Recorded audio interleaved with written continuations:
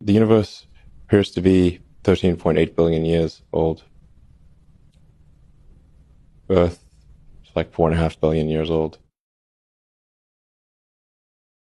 In another half billion years or so, the sun will expand and probably evaporate the oceans and make life impossible on Earth, which means that if it had taken consciousness 10% longer to evolve, it would never have evolved at all.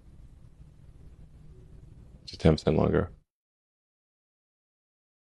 And I wonder how many dead one-planet civilizations there are out there in the cosmos that never made it to the other planet and ultimately extinguished themselves or were destroyed by external factors. Probably a few. Channeling Carl Sagan. Look again at that dot.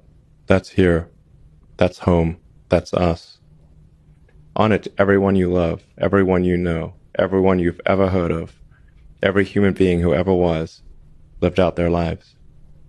The aggregate of our joy and suffering, thousands of competent religions, ideologies, and economic doctrines, every hunter and forager, every hero and coward, every creator and destroyer of civilization, every king and peasant, every young couple in love, every mother and father, hopeful child, inventor, and explorer, every teacher of morals, every corrupt politician, every superstar, every supreme leader, every saint and sinner in the history of our species lived there, on a mote of dust suspended in a sunbeam.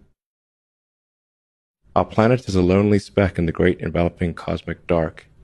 In our obscurity, in all this vastness, there is no hint that help will come from elsewhere to save us from ourselves.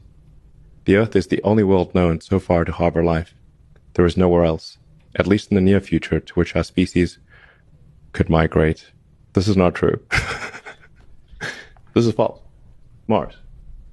And I think Carl Sagan would agree with that. He couldn't even imagine it at that time. So thank you for making the world dream. And thank you for talking today. I really appreciate it. Thank you.